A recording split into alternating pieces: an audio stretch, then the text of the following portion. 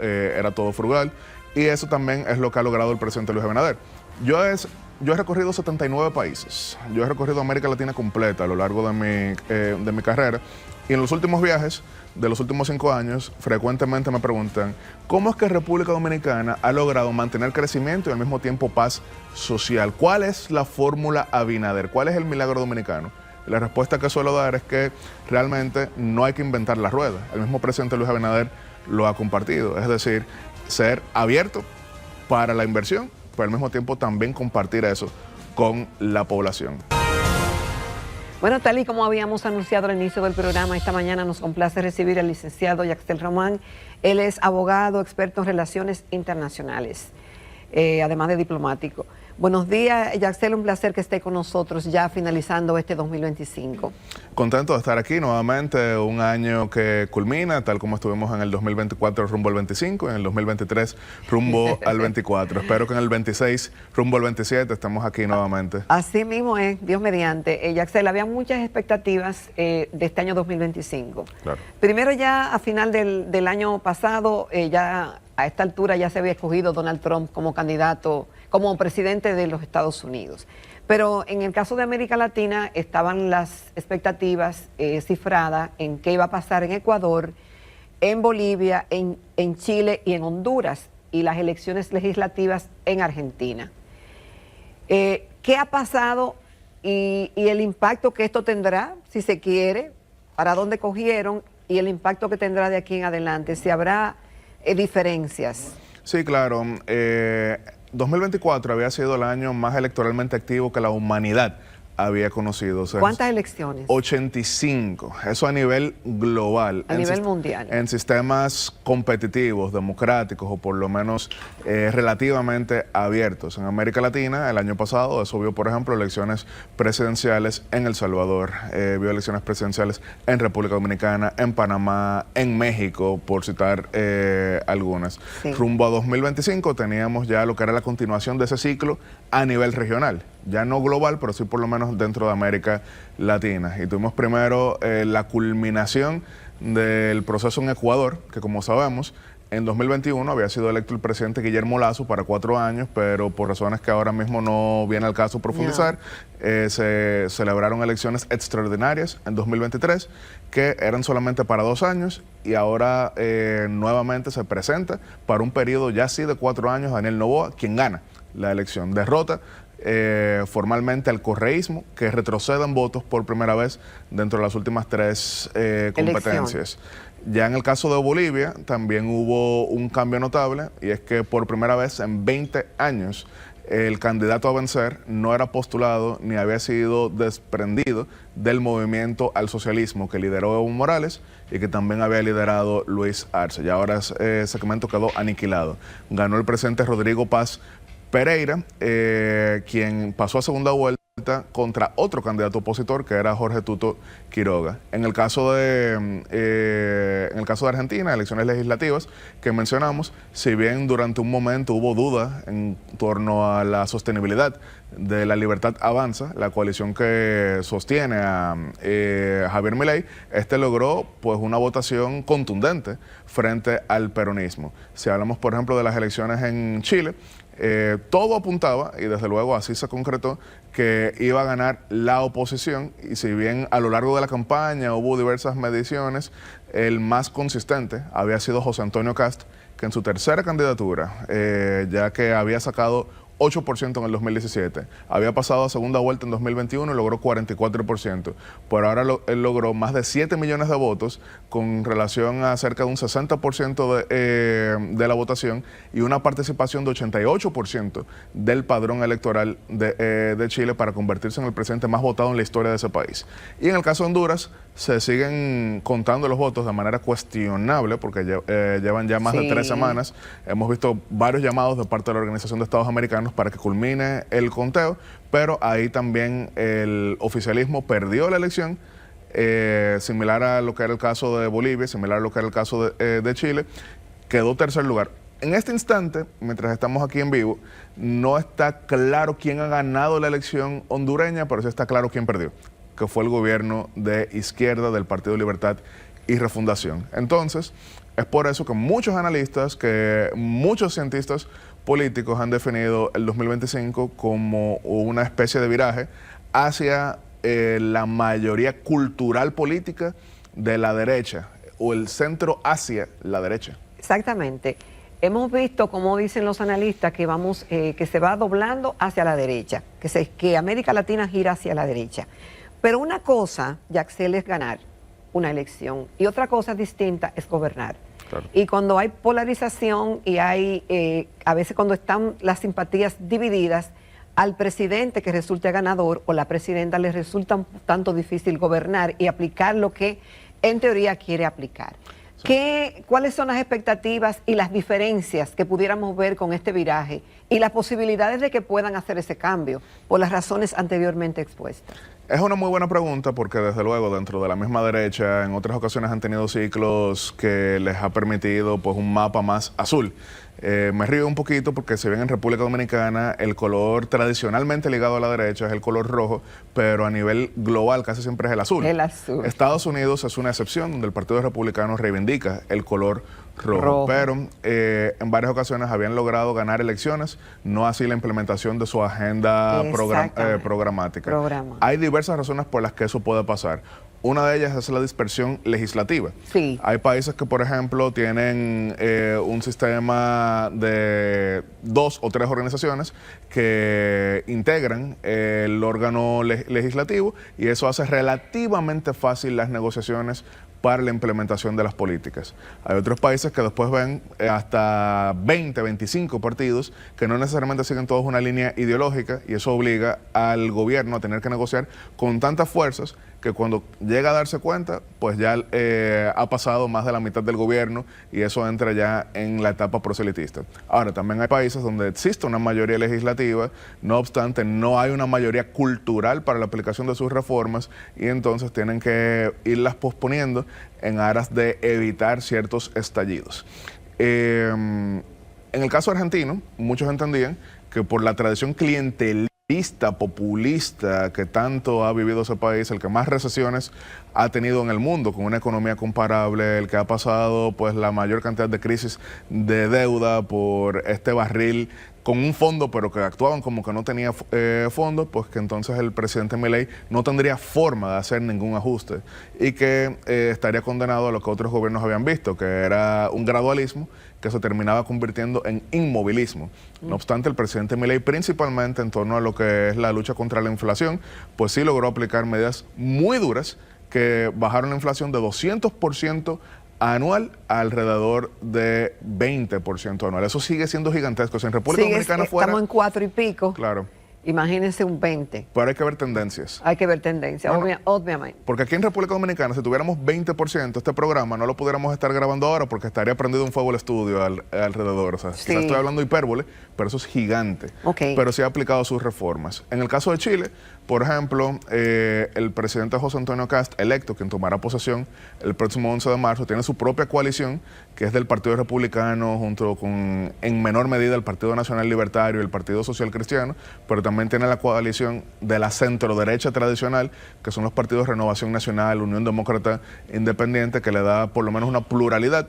Y también hay segmentos que están un tanto en el centro, que pudieran ser hasta cierto punto colaboracionistas. Un detalle que invito a la audiencia a que pues lea un poco sobre ello, ha sido el rol del expresidente Eduardo Frei Ruiz Tagle, quien viene de la centro-izquierda en el contexto chileno, el Partido Demócrata Cristiano, pero si bien nunca le levantó la mano a José Antonio Kast diciendo voten por él, pero lo visitó durante la campaña, lo visitó inmediatamente se ganan las elecciones y se entiende que por lo menos una cantidad que inclinaría la balanza dentro del legislativo pudiera seguir las directrices del presidente Frei hacia José Antonio Kast. Entonces eso en algunos casos. Ahora también hay, por ejemplo, países donde esto lamentablemente ya se ha perdido tal, es decir, la capacidad de diálogo, en la cual entonces no hemos visto ninguna implementación de agenda, sino que por el contrario cada vez más retroceso. Y eso es a lo que le debemos siempre temer. O sea, podemos estar en las antípodas del pensamiento político,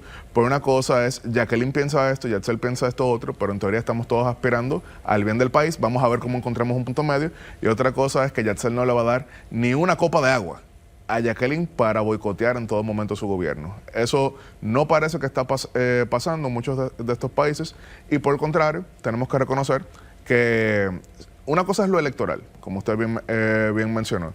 Ha habido diversas tendencias, pero hoy la mayoría cultural en la región latinoamericana y caribeña parece sí estar mayormente inclinada hacia una ideología republicana. Republicana en el contexto del hemisferio occidental se refiere a un tanto más pro negocios, pro empresa, pro inversión. ¿Por qué digo en el contexto del hemisferio occidental? Sí. Porque si nos están viendo desde España, pues allá republicano casi siempre quiere decir hacia una izquierda antimonarquista. Pero en el hemisferio occidental es otra cosa. Para ponernos en contexto y que el público y nosotros entendamos mejor, ¿qué define realmente y qué se puede esperar de un gobierno de izquierda y de derecha, o de centro izquierda o de centro derecha? Y aprovecho también para preguntarte si el presidente Abinader está desarrollando un gobierno de izquierda, como dicen algunos analistas internacionales. Esa es una muy buena pregunta y a lo largo de la historia cientistas políticos han debatido sobre ella. Y esto va a sonar un tanto cliché, pero es importante venir desde el inicio. Los términos se acuñaron inmediatamente, cae la monarquía francesa y se posicionaron dentro de la Asamblea Nacional Francesa en la izquierda, a aquellos que creían en una república, y en la derecha de la Asamblea, los asientos hacia la derecha de la Asamblea, quienes entendían que debía haber pues una continuación de la monarquía o un gobierno con más poderes en ese sentido. Eso era izquierda y derecha.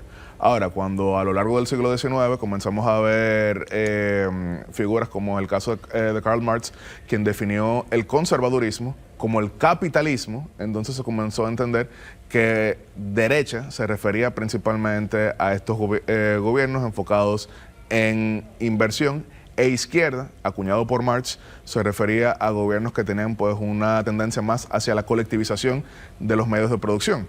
Entonces, ¿derecha más pequeño el gobierno? En teoría, y voy a abundar un poquito sobre ello.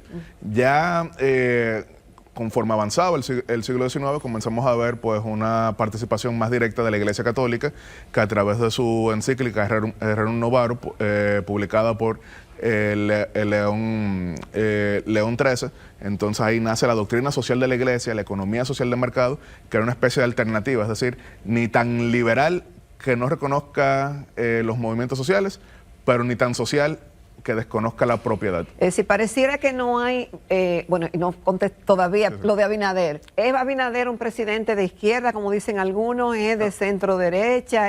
¿De dónde? Es un presidente de centro, como ha sido la tradición en República Dominicana, porque si, por ejemplo, vemos su tendencia, alianzas público-privadas, déficit controlado, inversión, invitación a lo que es una participación más directa del sector privado, facilitación para lo que son los negocios, pero al mismo tiempo con una gran conciencia social. ¿Quiénes cobran más impuestos, los de derecha o los de izquierda? Tradicionalmente, los que han cobrado más impuestos, dependiendo de cómo lo vemos, son quienes creen en un Estado más grande. Ahora bien, Luis Abinader es el único presidente que no ha subido en nada los impuestos a lo largo de su gobierno.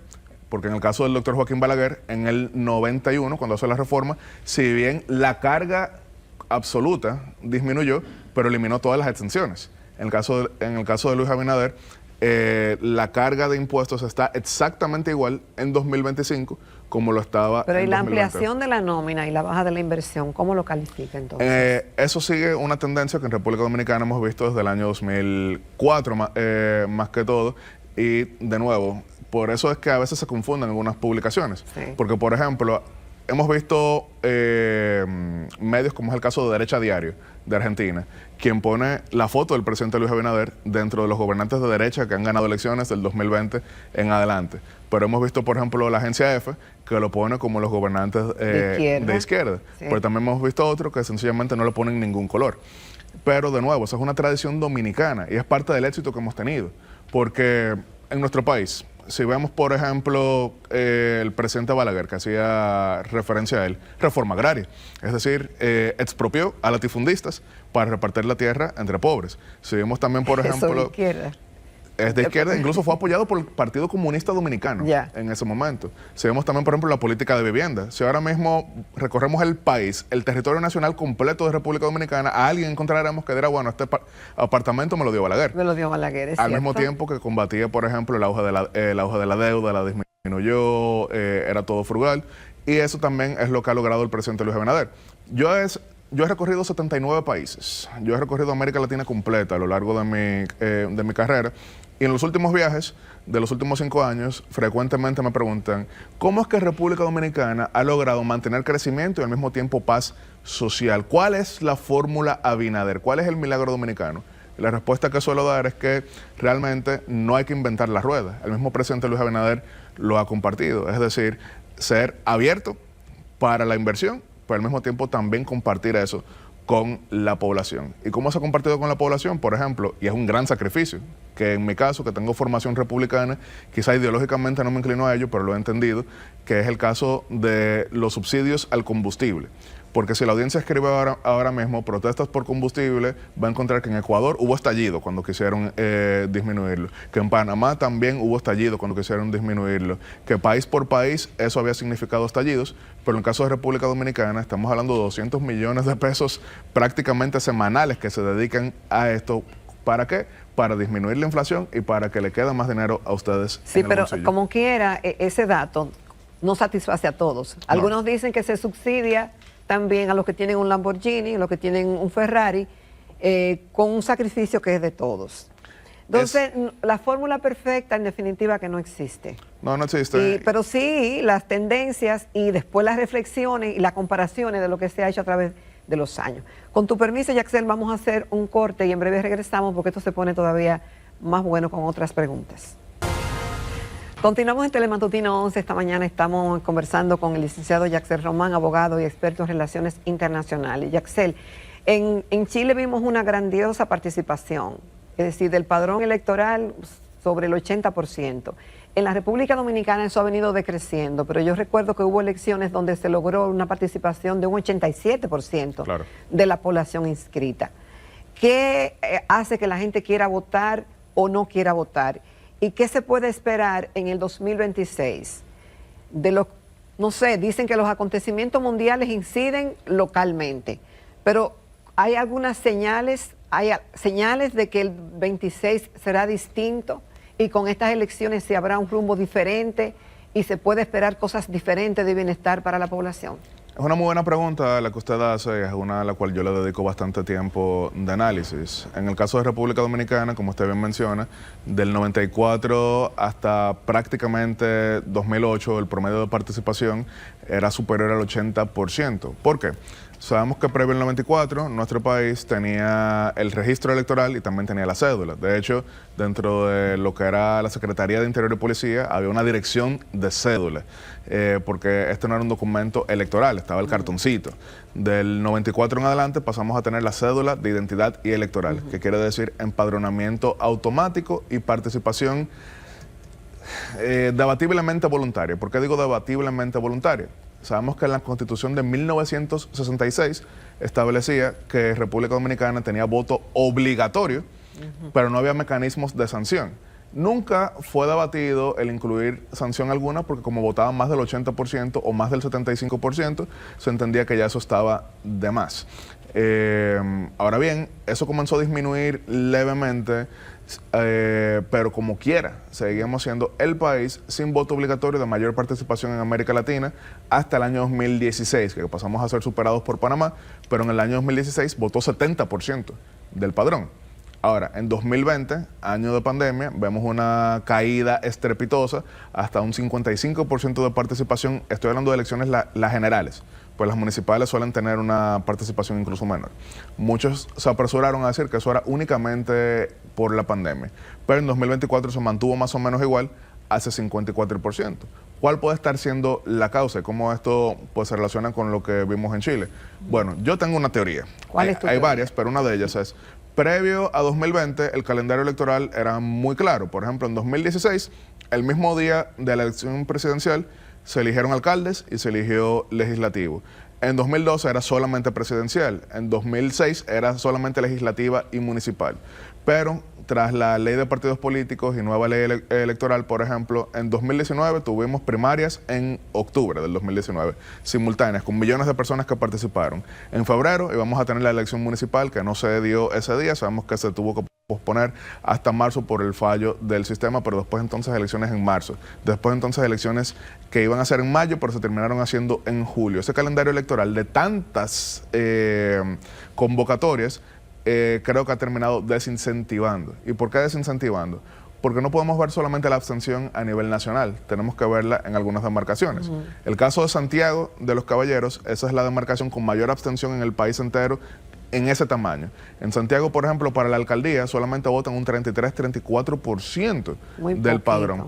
¿Pero por qué está pasando eso? ¿Es que están muy desmotivados? Posiblemente, pero yo le añado lo siguiente. Si yo soy santiaguero y yo quiero mantener mi cédula pues con la serie que identifica que soy de allá, pero trabajo, vamos a decir que en La Romana o que trabajo en Punta Cana, yo necesito una muy buena razón para yo trasladarme.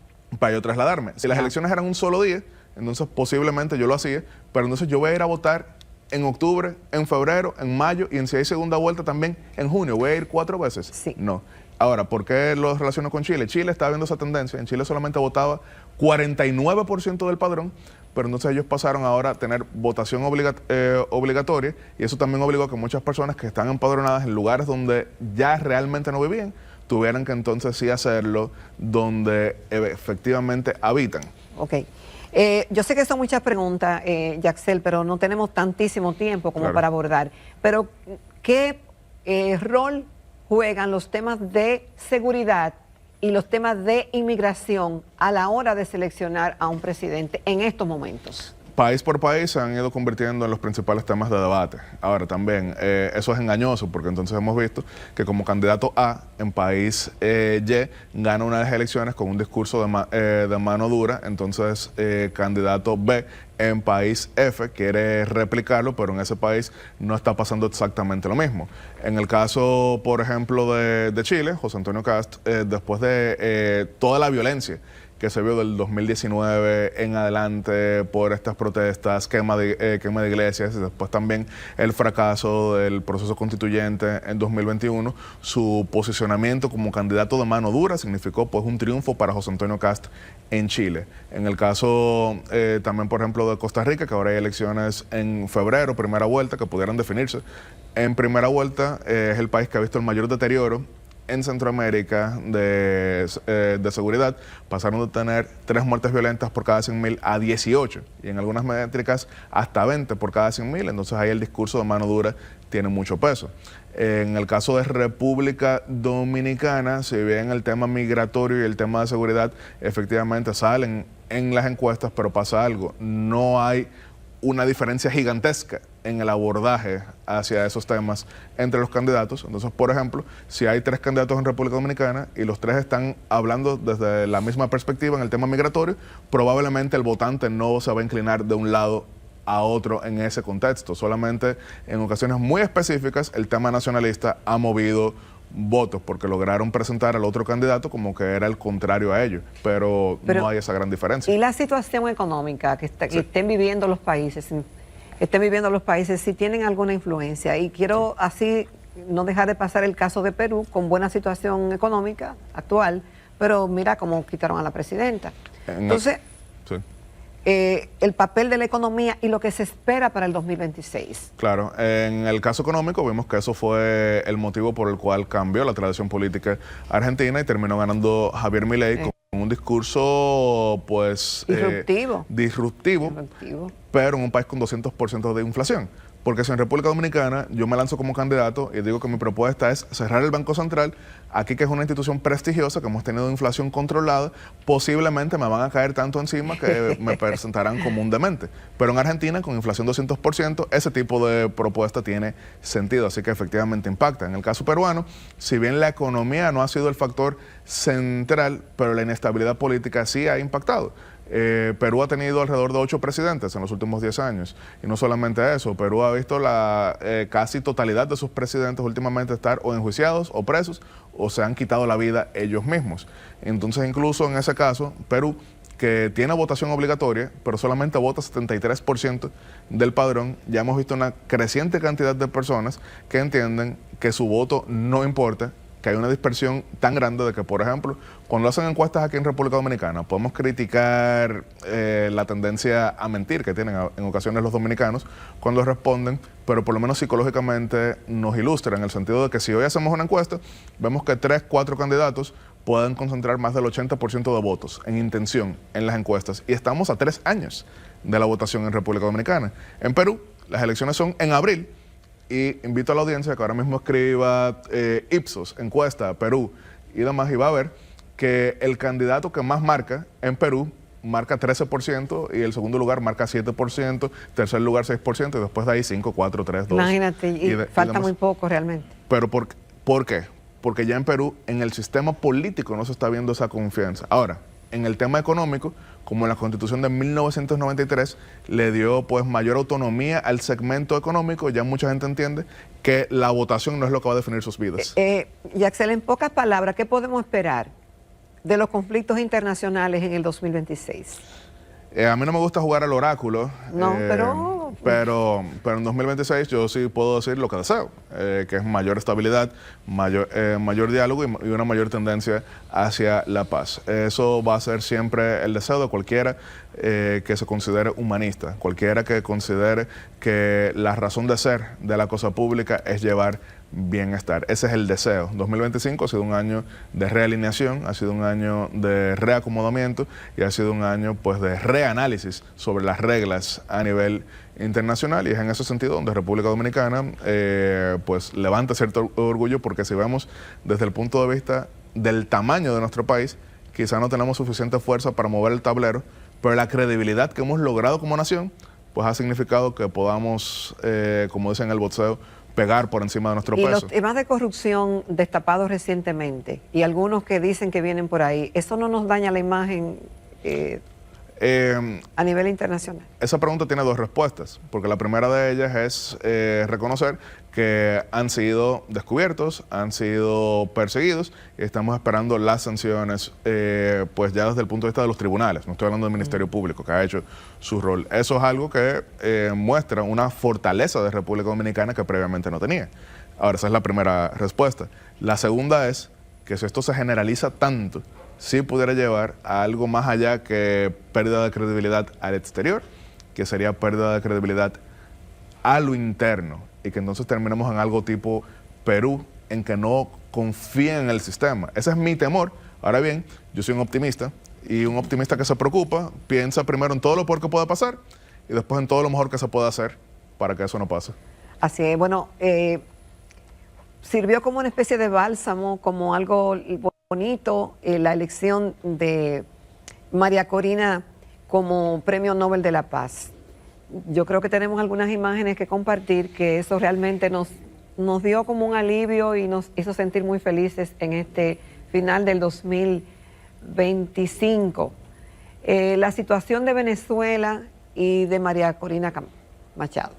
Desde luego, un premio Nobel de Paz para una persona proveniente de América Latina, un premio Nobel de Paz para una persona que esté luchando por la libertad de un pueblo tan querido como lo es el venezolano, ha sido de las mejores noticias en la región, y que esperemos que esto pues siga motivando a una liberalización de Venezuela. Pero ¿cómo tú lo ves? ¿Hay posibilidades de que haya un cambio en Venezuela? Es el deseo, pero el mayor cambio que podemos esperar en Venezuela es uno que fomente paz, que fomente estabilidad y que fomente pues su rol como socio confiable en la lucha contra la criminalidad, en la lucha contra la migración irregular, y desde luego también como actor preeminente en las agendas hemisféricas. La alianza de la República Dominicana pareciera con los Estados Unidos, ese fortalecimiento evidente de las relaciones del gobierno dominicano con el de Donald Trump, y que nos convierte en cierta forma como líder en la región en algunos temas, como en el narcotráfico y, dice la embajadora, también del crimen organizado. En efecto, y eso ha sido pues el resultado de una colaboración amplia que se ha fortalecido en estos 5 años. Se ha incautado más droga que nunca, se ha fortalecido mucho más las capacidades de la DNCD, se ha fortalecido mucho más la capacidad del Ministerio Público para accionar. Hemos visto, en adición a los decomisos, arrestos, mayores extradiciones e incluso una colaboración bipartidista en Estados Unidos, porque ya previo a la llegada del presidente Donald Trump, bajo el gobierno del presidente Biden, habíamos sido incluidos dentro de la estrategia junto a Bélgica para el combate al tráfico de estupefacientes, y ahora, desde luego, República Dominicana actúa con responsabilidad. Un país que ha visto una disminución en su cantidad de muertes violentas, que va a cerrar ahora mismo en 7,95 por cada 100.000 personas, pero eso no es motivo para vanagloriarse, sino motivo para saber lo que se pudiera perder en caso de no actuar. Mencionaba el caso de Costa Rica, un país que se preciaba de ser el más pacífico de la región, pero cuando le sobrevienen estos desafíos del narcotráfico, no tuvo las herramientas para combatirlos. Y República Dominicana sí tiene unas Fuerzas Armadas, República Dominicana sí tiene una DNCD, República Dominicana sí tiene un Ministerio Público, y República Dominicana sí tiene un gobierno y una cancillería que trabaja junto a sus aliados para combatir a quienes tienen el mejor tratado de libre comercio del mundo, que son los criminales. Entonces, contra ellos hay que también tener grandes relaciones multilaterales, porque vivimos en una isla, pero este no es un desafío aislado. Así es, bueno, Yaxel, lo que queremos es que la región y el mundo navegue por aires de estabilidad en este 2026 y de crecimiento, que es lo que todo el mundo quiere para que la población viva mejor. Ese es el gran reto y tenemos que experimentar. Así es. Y vamos a ver, viviendo la experiencia, qué pasa y si logramos ese objetivo. Así es. Te deseo una feliz Navidad y un maravilloso 2026 para ti y para tu familia. Y muchísimas gracias por enriquecer el contenido del programa con participaciones de calidad como la que tú siempre nos das. Muchas gracias. Muchísimas gracias. Señores, vamos a una pausa y en breve regresamos en la recta final de Telematutino 11.